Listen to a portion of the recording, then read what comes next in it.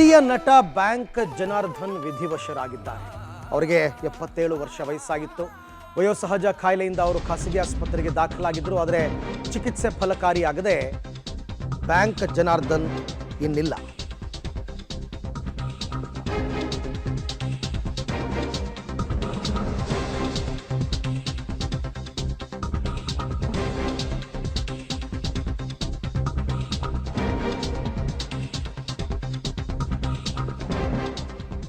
ಕನ್ನಡದ ಹಿರಿಯ ನಟ ಬ್ಯಾಂಕ್ ಜನಾರ್ದನ್ ಮೃತಪಟ್ಟಿದ್ದಾರೆ.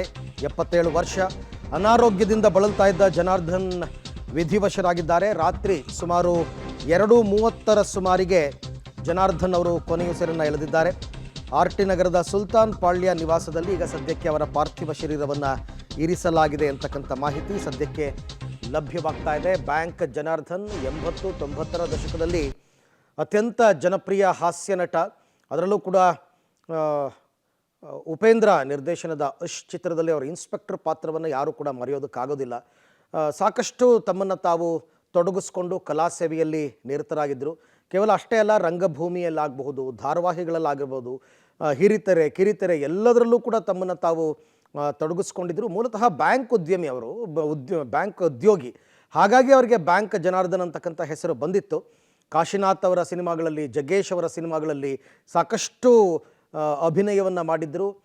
ಒಂದು ರೀತಿ ಹಾಸ್ಯ ನಟರು ಹೇಗಿರಬೇಕು ಅನ್ನೋದಕ್ಕೆ ಒಂದು ಉದಾಹರಣೆಯಾಗಿದ್ದಂಥವರು ಬ್ಯಾಂಕ್ ಜನಾರ್ದನ್. ಅಂದರೆ ಕರ್ನಾಟಕದಾದ್ಯಂತ ಅತ್ಯಂತ ಚಿರಪರಿಚಿತ ನಟ.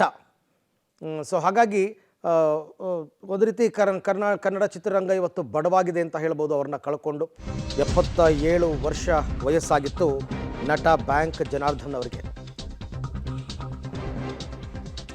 ಪಿತಾಮಹ ಚಿತ್ರದ ಮೂಲಕ ಬ್ಯಾಂಕ್ ಜನಾರ್ದನ್ ಸ್ಯಾಂಡಲ್ವುಡ್ಗೆ ಎಂಟ್ರಿಯನ್ನು ಕೊಡ್ತಾರೆ. 1985ರಲ್ಲಿ ಕನ್ನಡದ ಮೊದಲ ಸಿನಿಮಾದಲ್ಲಿ ಜನಾರ್ದನ್ ಅವರು ನಟನೆಯನ್ನು ಮಾಡ್ತಾರೆ. ಅಂದರೆ ಅವರ ಮೊದಲ ಸಿನಿಮಾ. ಅದಾದಮೇಲೆ ತರ್ಲೆ ನನ್ನ Maga, Bombat Hendathi, Ganesha Subramanya, Kaurava, circle rowdy, lift Kodla, Benki Birugali, ಹೀಗೆ ಕನ್ನಡದ ಸುಮಾರು 500ಕ್ಕೂ ಹೆಚ್ಚು ಸಿನಿಮಾಗಳಲ್ಲಿ ಅವರು ನಟನೆಯನ್ನು ಮಾಡಿದರು. 500ಕ್ಕೂ ಹೆಚ್ಚು ಸಿನಿಮಾ. ಕೊನೆಯದಾಗಿ ಅವರು ಉಂಡೇನಾಮ ಅಂತ ಒಂದು ಸಿನಿಮಾದಲ್ಲಿ ನಟಿಸಿದರು ಜನಾರ್ದನ್ ಅವರು. ಇವತ್ತೊಂದು ದಿನ ಅವ್ರನ್ನ ನಾವು ಕಳ್ಕೊಂಡಿದ್ದೀವಿ. 80-90ರ ದಶಕದಲ್ಲಿ ಅತ್ಯಂತ ಜನಪ್ರಿಯ ಮತ್ತು ಅತ್ಯಂತ ಬ್ಯುಸಿಯಾಗಿದ್ದಂತಹ ಕಲಾವಿದರು ಬ್ಯಾಂಕ್ ಜನಾರ್ದನ್ ಅವರು.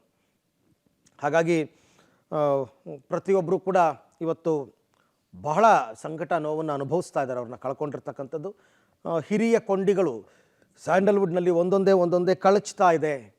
ಹಿರಿಯ ನಟರೆಲ್ಲ ಒಬ್ಬೊಬ್ಬರಾಗಿ ನಮ್ಮಿಂದ ದೂರವಾಗ್ತಾ ಇದ್ದಾರೆ ಅಂತಕ್ಕಂಥದ್ದು ಒಂದು ನೋವಿನ ಸಂಗತಿ. ಸದ್ಯಕ್ಕೆ ಅವ್ರನ್ನ ಖಾಸಗಿ ಆಸ್ಪತ್ರೆಗೆ ದಾಖಲು ಮಾಡಿ ಚಿಕಿತ್ಸೆಯನ್ನು ಕೊಡಿಸಲಾಗ್ತಾ ಇತ್ತು. ಆದರೆ ಟ್ರೀಟ್ಮೆಂಟ್ ಫಲಕಾರಿ ಆಗಿರಲಿಲ್ಲ. ಕೊನೆಗೆ ಚಿಕಿತ್ಸೆ ಫಲಕಾರಿಯಾಗದೆ ಅವರು ತಡರಾತ್ರಿ 2:30ರ ವೇಳೆಗೆ ಮೃತಪಟ್ಟಿದ್ದಾರೆ. ಸದ್ಯಕ್ಕೆ ಅವರ ಸ್ವಗೃಹ ಸುಲ್ತಾನ್ ಪಾಳ್ಯದಲ್ಲಿರ್ತಕ್ಕಂಥ ಅವರ ನಿವಾಸದಲ್ಲಿ ಪಾರ್ಥಿವ ಶರೀರವನ್ನು ಇರಿಸಲಾಗಿದೆ ಅಂತಕ್ಕಂಥ ಮಾಹಿತಿ ಲಭ್ಯವಾಗ್ತಾ ಇದೆ. ಇನ್ನು ಮುಂದಕ್ಕೆ ಪ್ರತಿಯೊಬ್ಬರು ಕೂಡ ಅವರ ನಿವಾಸಕ್ಕೆ ತೆರಳಿ ಅವರ ಅಂತಿಮ ದರ್ಶನವನ್ನು ಪಡಿತಾರೆ. ಚಿತ್ರರಂಗದ ಬಹುತೇಕ ಎಲ್ಲ ಗಣ್ಯರು ಕೂಡ.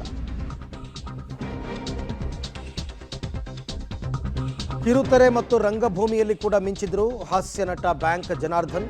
80-90ರ ದಶಕದ ಮೋಸ್ಟ್ ಡಿಮ್ಯಾಂಡಿಂಗ್ ಹಾಸ್ಯ ಕಲಾವಿದ. ಮಾಂಗಲ್ಯ, ರೋಬೋ ಫ್ಯಾಮಿಲಿ, ಪಾಪಾ ಪಾಂಡು, ಜೋಕಾಲಿ ಸೇರಿದಂತೆ ಹಲವು ಸೀರಿಯಲ್ಗಳಲ್ಲಿ ಕೂಡ ಇವರು ನಟನೆಯನ್ನು ಮಾಡಿದ್ರು. ತುಂಬ ಬ್ಯುಸಿಯಾಗಿರ್ತಾ ಇದ್ರು. ಮೂಲತಃ ಬ್ಯಾಂಕ್ ಉದ್ಯೋಗಿ. ಆದರೆ ಅದಾದ ನಂತರ ಅವರಲ್ಲಿದ್ದಂತಹ ಒಬ್ಬ ಕಲಾವಿದ ಅವ್ರನ್ನ ಚಿತ್ರರಂಗದ ಕಡೆಗೆ ಕರ್ಕೊಂಡು ಬರ್ತಾರೆ, ಎಳ್ಕೊಂಡು ಬರುತ್ತೆ.